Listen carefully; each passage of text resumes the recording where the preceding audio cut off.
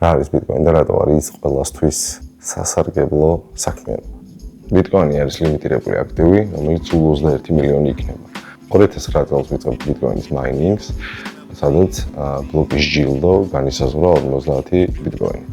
რაც ნიშნავს ეს, ბიტკოინის ბლოკის ზომა განსაზღვრულია 1 მეგაბიტით. ბიტკოინის ბლოკში ეტევა 2000-დან 4000 ტრანზაქციამდე. რაც იმას ნიშნავს, რომ თუ მაინერი ერთ ბლოკს შეკრავს, ის დაჯილდოვდება 50 ბიტკოინით. მაინერი ხსნის რთულ მათემატიკურ განტოლებას და ბლოკის აღმოხსნის შემთხვევაში მისი ჯილდო განისაზღვრა 50 ბიტკოინით. ბიტკოინის მონეტარული პოლიტიკა ყოველ 4 წელიწადში იცვლება. რაც იმას ნიშნავს, რომ ყოველ 4 წელიწადში ბიტკოინის მოპოვება უფრო და უფრო რთულდება, ანუ ნახევრდება. თუ 2009 წელს ბლოკის ჯილდო იყო 50 ბიტკოინი, 2012 წლის შემდეგ გახდა 25 ბიტკოინი. კოდის მიხედვით სატოში ნაკამოტომ დაადგინა, რომ ყოველ დღე ქსელი გენერირებს 154 ბლოკს. ეს გაგრძელდება 2140 წლამდე. თუმცა ბლოკის ჯილდო იქნება განახევრებული ყოველ 4 წელიწადში. თუ 2009 წელს ბლოკის ჯილდო ჰქონდა 50 ბიტკოინი, დღეს ბლოკის ჯილდო არის 3 და 125 ბიტკოინი. რაც იმას ნიშნავს, რომ ჩვენ ქსელს დღე-ღამეში შეგვიძლია 450 ბიტკოინის დამაინინგება. 450 ბიტკოინისთვის იბრძვის მილიონობით ქსელში ჩართული მაინერი. მილიონობით მაინერი ცდილობს, რომ ამოხსნას ერთი ბლოკი, რათა მიიღოს ჯილდო 3 და 125 ბიტკოინი. გამომდინარე იქიდან, რომ ეს ძალიან რთული და კომპლექსური საქმიანობაა, ამიტომ შეიქმნა პულები, სადაც მაინერები მათი სიმძლავრის მიხედვით ერთიანდებიან, მოიპოვებენ ბლოკს და მაინერი, რომელიც ამ ბლოკს ამოხსნის, ეს ჯილდო გადანაწილდება ამ პულში ჩართულ თითოეულ მაინერზე მათი სიჩქარის მიხედვით. თუ მაინერს აქვს მაგალითად 100 ტერაჰის სიჩქარე და მეორე მაინერს აქვს 500, გადანაწილდება ეს ჯილდო ყველა მაინერზე აი ზუსტად ამ სიჩქარის შესაბამისად. ასევე შესაძლებელია სოლო მაინინგი, რაც იმას ნიშნავს, რომ თქვენ არ უერთდებით პულს, უარს ამბობთ პულში ჩართვაზე, რადგან ეს არ არის ძალადობრივი ქსელი. ეს არის ნებაყოფლობითი ქსელი, ნებისმიერ ადამიანს შეუძლია უარი თქვას პულში მონაწილეობაზე და თავად დაიწყოს ბლოკის პოვნა.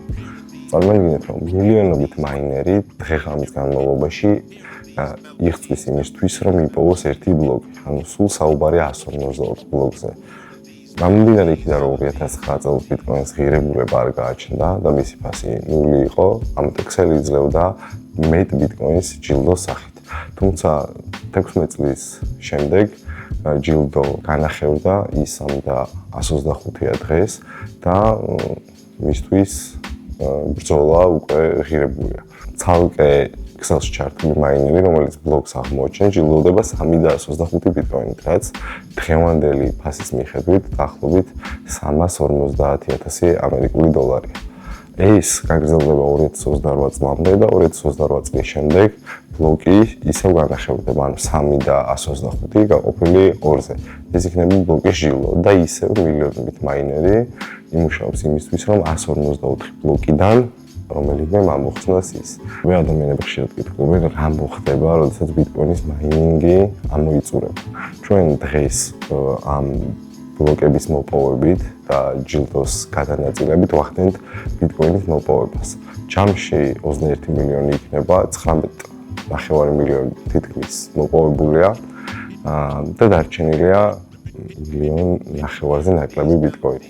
რაც 2040 წლამდე გაგრძელდება. 2040 წლის შემდეგ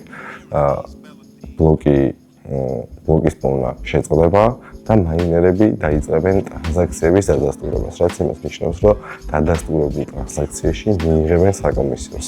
რა თქმა უნდა, დღესაც ეს ხდება, მაინერები ტრანზაქციებს დადასტურებენ და ამაში იღებენ საკომისიოს.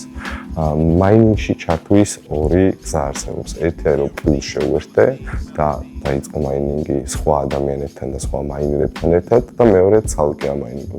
სოლო მაინინგში ჩართული მაინერის უპირატესობა არის, რომ თუ ის აღმოაჩენს ბლოკს, ის 3 და 125 ბიტკოინს მიიღებს მარტო თვითონ და ის მოიხმარს ამ თანხას. სხვა შემთხვევაში მას მოუწევს ენერგიის ხდა, სანამ არ მოიპოვებს ეს. თუ მან ბლოკი ვერ იპოვა, მას არანაირი შემოსავალი არ იქნება არც თბილ ჭრილში, არც წლივ ჭრილში და შეიძლება ეს დეკადები გაგრძელდეს, რადგან როგორც თავშეავნიშნე, მილიონობით მაინერი ცდილობს ბლოკის მოპოვებას. ამიტომ ეს ძალიან რთული და კომპლექსური პროცესია, ამიტომ შეიქმნა პულები, შეიქმნა ინფრასტრუქტურა იმისთვის, რომ ყველასთვის ხელმისაწვდომი იყოს ბიტკოინის მაინინგი. თუმცა არიან ისეთები, რომლებიც უარს ამბობენ ქსელში პულში ჩართვაზე და თავიანთი მაინერები ცდილობენ ბლოკის მოპოვებას. საკმაოდ ხშირად ხდება, რომ აღმოვაჩენთ, რომ 6 ტერაჰერცის სიმძლავრის, 5 ტერაჰერცის სიმძლავრის, 13 ტერაჰერცის სიმძლავრის მაინერები პოულობენ ბლოკს, რადგან ეს არის მარტო გამართლებაზე ქსელმა არ იცის ვინ ამოხსნის ამას, მაინერები ცდილობენ მის ამოხსნას, აქ არ არის შერჩევითი სამართალი, ეს არის ლატარიის პრინციპი, სადაც ყველას აქვს მონაწილეობის მიღების უფლება და ყველა მაინერი ნებისმიერი სიმძლავრით ცდილობს, რომ აღმოაჩინოს ბლოკი, რათა მიიღოს გასამჯობ. სანაცვლოდ ცხადია, მოვიხმართ ჭარბ ელექტროენერგიას და ვიხდით დენის პულს. ასევე ხშირად კითხულობენ ადამიანები, რა ხდება მაშინ, როდესაც ბიტკოინის ფასი დოლართან მიმართებაში იცვლება. როდესაც ბიტკოინის ფასი მაღალია, მაშინ ძველი მაინერები ცდილობენ ქსელში შემოსვლას. მაგალითად, წინა თაობის მე-6, მე-7, მე-5, მერვე თაობის მაინერები ცდილობენ ქსელში ჩართვას, რადგან ისინი აცნობიერებენ, რომ კონკრეტულ დენის ტარიფზე მაინინგი ღირებულია, შესაბამისად მათ პროფიტი რჩებათ. მოგების შემთხვევაში ისინი შემოდიან ქსელში და იღებენ წილს იმ მაინერებს, ართმევენ წილს იმ მაინერებს, რომლებიც უკვე ქსელში არიან. როდესაც ბაზარზე ფასი ეცემა და აღარ არის მოთხოვნა დიდი კოინზე, ფასი ეცემა, ძველი მაინერები გადიან ქსელიდან, რადგან ვეღარ იხდიან დენის გადასახადს და ამ დროს ახალი თაობის მაინერები, რომლებიც ქსელში არიან ჩართულები, იმათ გაცილებით მეტი კოინი ხვდებათ. ჩვენ ამას აკუმულაციის პერიოდს ვეძახით და ის ადამიანები, რომლებიც აგროვებენ ამ პერიოდის განმავლობაში ბიტკოინს, საკმაოდ მაღალ მოგებაზე გადიან. მაგალითისთვის, გასული 3 წელი ასეთი მაინერებისთვის იყო საკმაოდ ეფექტური, რადგან რამოდენიმე მაინერმა ზოგმა 500, ზოგმა 600 და ზოგმა 650% მოგებაც კი დააფიქსირა. ანუ ეს არის გამძლეობაზე, დისციპლინაზე, საკუთარი თავის სიყვარულზე და სწორ ფულის მენეჯმენტზე. ბიტკოინის მაინინგი ძალიან კომპლექსური საქმიანობა, ამიტომ აქ საკმაოდ ბევრი დაკვირვება, ბევრი გათვლა და ბევრი ფაქტორის გათვალისწინებაა საჭირო.